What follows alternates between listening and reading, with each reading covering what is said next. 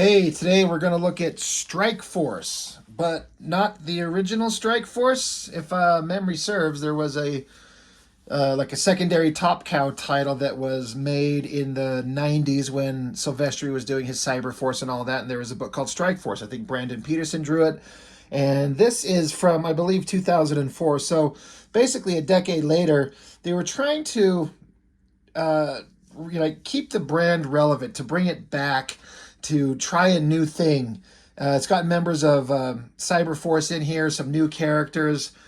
It's just kind of a mishmash of different things, and bringing on a new artist who, as far as I understand, this is his first work for Top Cow.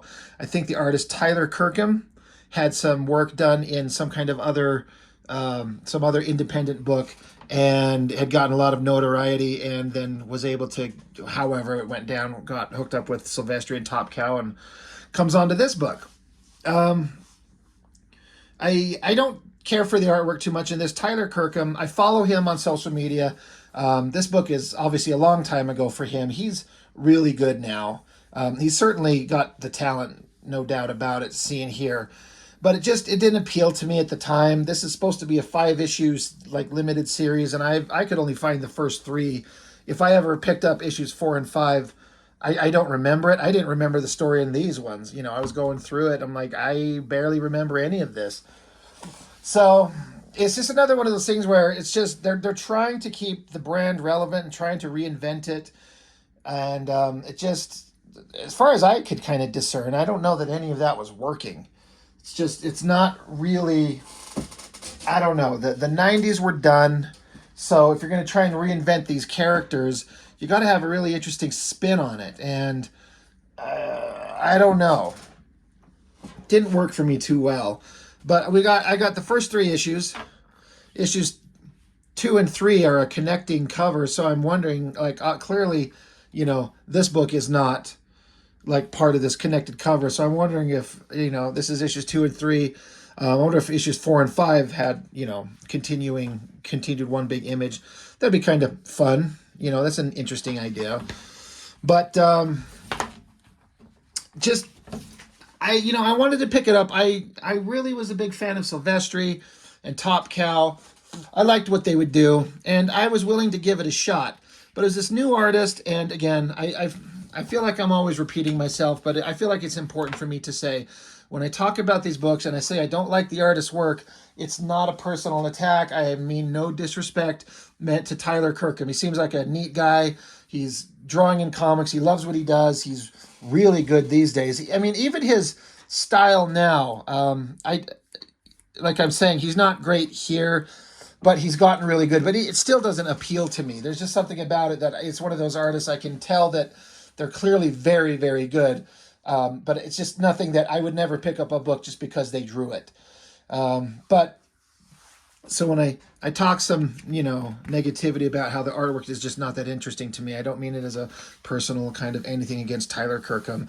I tried to kind of go through these and pick up the story, and as is the usual with a lot of these books, just it's not that interesting to me.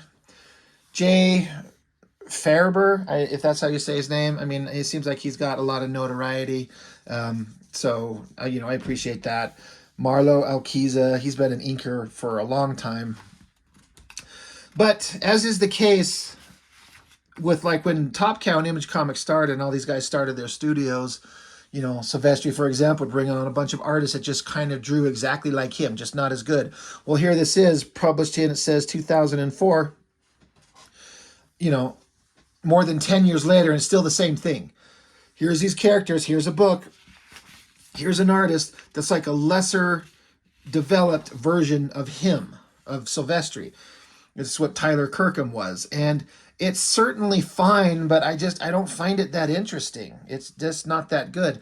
What I remember liking about this book is the build-up to it was all the character pencil sketches that Silvestri did. Made it look really cool. I'm like, oh my God, these designs are really interesting. And then you put another artist who just doesn't have that same flair that Silvestri does. All that magic that I thought for a moment might be there is just gone. They got this character. They do this interesting trick, but I think the characters I don't know, code name is Sly. She can turn herself invisible, but she has to be completely naked, top to bottom, to be invisible. She can't wear clothes. And so that becomes a gag in the book. It's like, oh, she's got to take her clothes off. She's got to be naked. So it gives an artist the opportunity to draw sexy girl body. And I mean, it basically is. I don't think it's that great. But again, I remember Silvestri's sketches because her design is like blonde hair and got these little pigtails off to the side. Silvestri makes that shit look really awesome, like really attractive, really sexy. And Kirkham just doesn't have that same thing that Silvestri did. So it's just not that interesting. I guess they're trying to bust these people free from these, I don't know, terrorists or whatever the hell they are. And then the team shows up somehow through a bolt of lightning. I don't know what that's supposed to mean. But there's Stryker from StrykeForce. He's got the 3 arms. You can only really see the 2. And then some... It's not a great figure drawing. It's such a cliche pose. I'm sure Tyler Kirkham would do this differently. But I don't know, just having her like standing on her tippy toes with her super long legs. And like, it's almost like he had to like tip her sword back to keep it in frame rather than having it stick out off the page. It looks weird. And speaking of looking weird, I mean, just stop. I recently did a video on Troll with Liefeld Studios. I would actually read a book of Troll 1,000 times over before I had any microscopic interest in this Anvil character that was introduced in the original StrykeForce series. Just a short, squat little, like the muscle man of the group. But he's... Again, I get the gag. Like the twist on the muscle man of the group is that instead of being a giant physical monster like all the strong guys of all the other super teams, he's this short, squat little guy. So okay, I like that, but the design is so strange. I never liked it back in the day when the first StrykeForce series was going, and I don't know if there's a way to draw him to make him look interesting. Again, to Mr. Tyler Kirkham's credit, he tried to find some way to make it work, but I don't think it does. It looks too damn weird. I do kind of like the artistic redesign of Stryker. They cut his hair. He doesn't have that ridiculous long ponytail. And then all the technological parts of him, like his robotic arms, are not that kind of like standard like cable arm where it's like just shiny metal and just like the lines running through it. It's this weird technological mishmash of weird looking tech stuff. I don't know how to explain it, but I think it looks way more interesting in the coloring, doing a cool like robotic eye thing. This is a much more interesting visual version, I think. But again, Tyler Kirkham is so new to all of this. It's still not enough to make me... It's not Mark Silvestri. I mean, I don't know how else to put it. That's what I'm here to see. And he's not going to draw too many things for us. So we have to pick up anything, if we're interested in picking up Top Cow books, it's always going to be these other artists that you hope grow to be a much better artist. Can't help but kind of notice the Greg Land Tomb Raider. One of these days I'll have to dig out some books and talk about Greg Land's artwork because... controversial fella, to say the least. But again, Stryker, big giant shot of him. I mean, does he only have 2 arms? No, there's 3 here, but you can only see 2 here, and you can only see 2 there, and you can only see 2 there. So am I crazy? I don't know. The team's fighting, helicopters are showing up. This is one of the characters. He concentrates and he can levitate people. So that's how they're extracting this person that's being captured here. He's levitating him, but he's got to focus. He has to concentrate. God, Stryker, looks like he's only got 2 arms there. This is another interesting part where, the helicopter's up there and the teammate who can levitate things. The girl who's invisible. And the invisible girl's like, well, lift me up, you motherfucker. And he's like, I have to be able to see you to lift you. So she has to make herself visible. So therefore we get the naked girl shot. Now, I respect Mr. Tyler Kirkham for choosing to make the focus of this page the big robotic, muscular, violent male guy shooting things. But I probably would have reworked the panels to make the focus of this shot the naked girl. But that kind of makes me a chucklehead. So that's what I would have done. Here's Anvil. He's just the strong guy. He's lifting shit up, throwing things around. Bullets don't affect him. Whatever. I literally almost called this guy Cable. Stryker, he's only got 2 arms. Where is his 3rd arm? Stryker's supposed to have 3. There's 1 hand there, 1 hand there, and 1 hand there. But he very clearly only has 2. And I'm sorry, I don't think it's as interesting. I think 3 arms on one side, it's weird, but it's a comic book, and so it works. So here, you know, Cyberforce Cable is shooting his little hand with a cable up to grab onto the helicopter to get him out of there. That's a pretty cool shot with the perspective, the arm way up in the distance and the legs coming down, the foot coming forward. Good shot. Like, the colors seem definitely good, but they're just not kind of blowing me away. The darkness and the Incredible Hulk, Witchblade, and Wolverine. So, again, Top Cow was doing everything they could to stay in business, to generate sales, to keep, you know, eyes on them. Hey, we're going to cross over with Marvel. There's Wolverine. There's the Hulk. We're doing new books. We're bringing on new artists. We're trying different redesigns of the characters. Like, please pay attention to us. I don't know how successful it all was. Here they're talking about the characters. Her name is Sly, the girl. Of course, she's got pigtails. She's got a lollipop, and she's naked all the time, of course. She can turn herself invisible. Kilowatt, this guy. Now, there's a character in the original Cyberforce miniseries, a bad guy that was named Kilowatt. I wonder if it's supposed to be the same dude. I don't know. And then here's this girl. I mean, she was in the previous pages, the girl with the sword that was kind of awkwardly posed outside of frame. Her name is Tia Katana, and word has it that the sword is the result of some ancient occult ritual involving a tattoo made with metallic ink. And then Anvil. The poor sap was born this way, and to our knowledge, nothing has ever hurt him, ever. He also weighs more than a compact car, and he can lift a dump truck. It's just a terrible, weird, creepy design. It doesn't work for me. But, you know, they're just building on the story. People are living their regular lives. It's an action-adventure thing.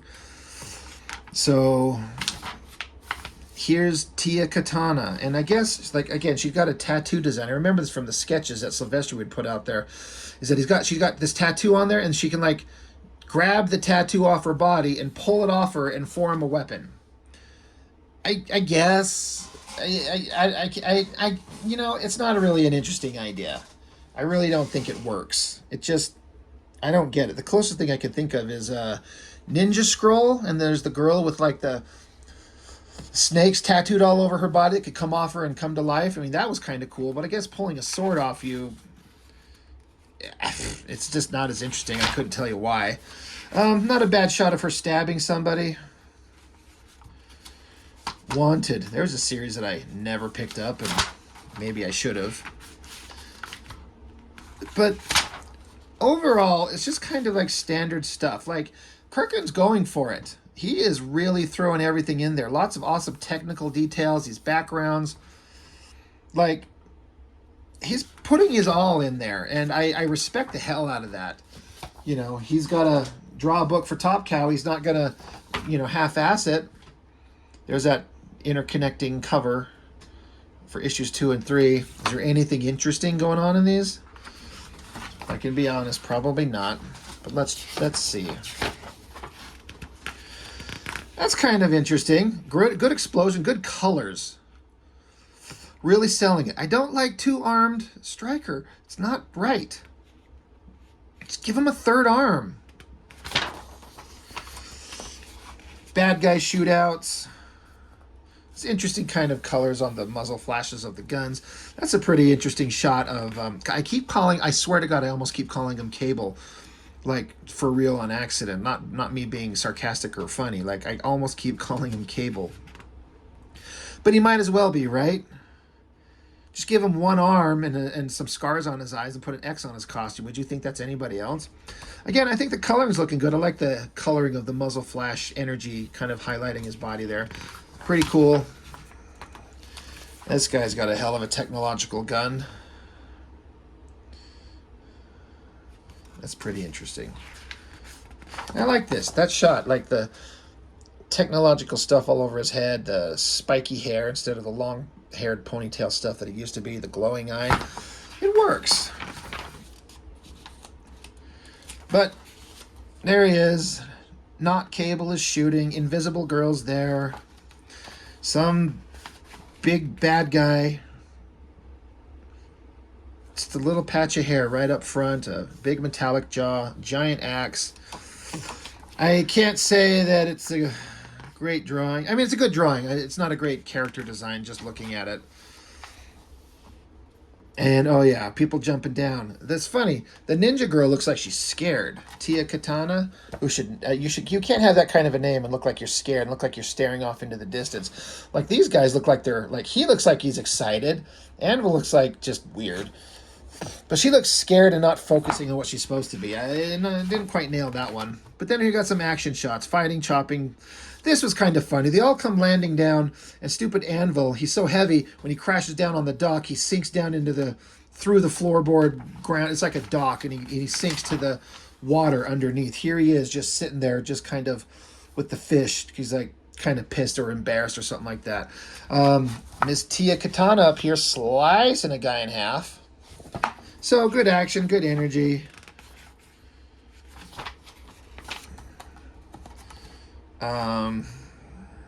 Katana Girl just murdering a bunch of bad guys. That's fine.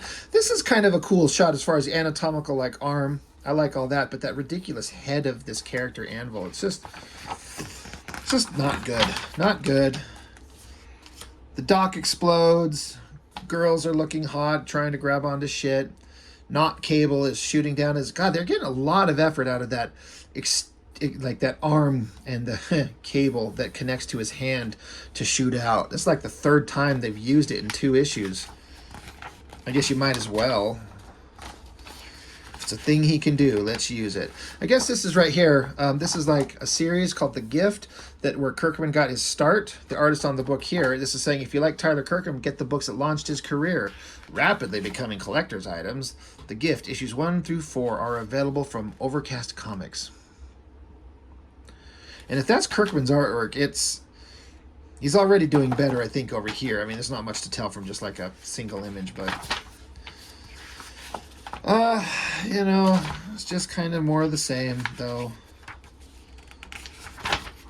It's well done, for everyone was trying really hard. It's well intentioned. It's well meaning. I mean, I can see Silvestri doing the same kind of thing, a big close up of a guy's evil looking face, but Silvestri's would look 1,000 times more interesting. It's just kind of boring. The Darkness issue 10 preview. This is another example of a book that Silvestri drew, The Darkness, when he did, that first came out. It's been quite a while since that first version of it. So they kept trying to make the character work, and I don't think they ever did. Like, it was never the same as when it started, when it was those early Image comics, it's Silvestri drawing it. The Darkness came out, it was pretty damn popular, then it was overshadowed by Witchblade by a big shot. But they were interconnected, but this is just all pretty boring shit. It's all competently drawn.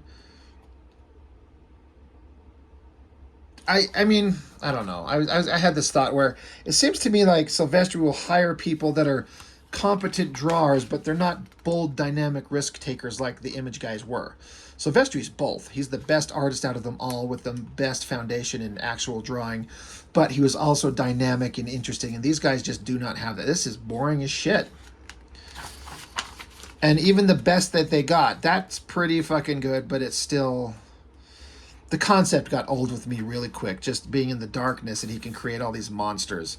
I think the colorist overdid it with all these little highlights everywhere, these little dots of like little highlight. Doesn't work, it's too much. But I got sick of these little darkness demon things because they're always trying to make them funny. Like, oh, they tell jokes. Oh, shoot me. Anyway, well, that's book 2. It's not the end of the series, but it's the end of the one that I've got as far as I know. I'm pretty sure I don't have issues 4 and 5.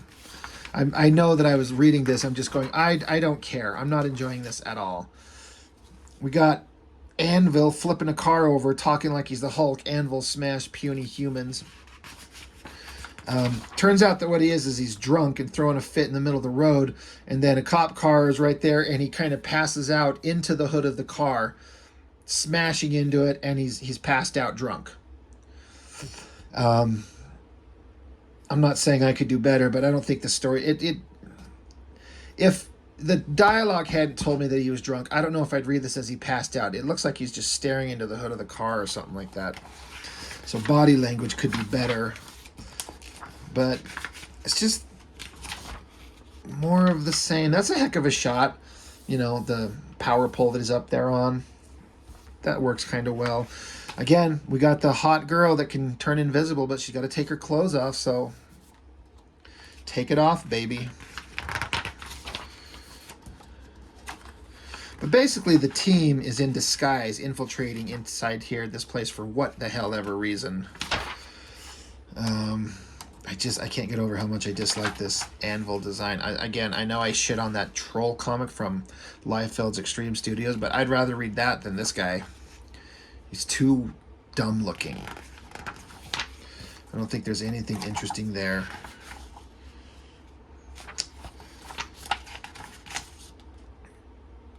Interesting shot, good colors. Whoever's doing the coloring, let me shout that out. Let me not be a douchebag. Colors are Brian Buccellato, but boy. And color assist Sonia Obak. So the coloring looks really good. I can't get excited about any of the rest of this stuff. It's fine. That's kind of a good panel. The drawings of the girl, the backgrounds, even the monster guy, since we can't see his weird squared off stupid head. That's pretty interesting. That's well drawn. The shadow and the lighting and all that. That looks great. I just couldn't care less, unfortunately. This preview image of... Look, I'm pretty sure that's a Dale Keown cover. But it's, again, some other artist drawing the insides of it. Not particularly interested. And there's some other version. This is not the darkness, but a guy who creates, like, light creatures out of light instead of the darkness. And they're like dragons and shit. Whatever. So, respect to them for trying. Respect to them to, trying to keep the brand alive, bringing another artist on, doing all kinds of different things. Just, I don't think it worked. I don't think it really ever became anything. It gave Kirkman a career. He had a career starting, but I'm sure this was a big signal boost and kept him going pretty good. And he's drawn comics to this day. Big profile gigs, so good, good on him. This just wasn't very interesting to me, so it's kind of unfortunate, because I think StrykeForce has some interesting characters and interesting designs that could be done. If I were given the opportunity to write some of their characters and draw, I think I have a take. Anyway, that's it. That's all I got. Not much to it. StrykeForce, the second version of it, not great. Well intentioned, competently done. Just kind of there it is. That's all. Thanks for joining me. Bye.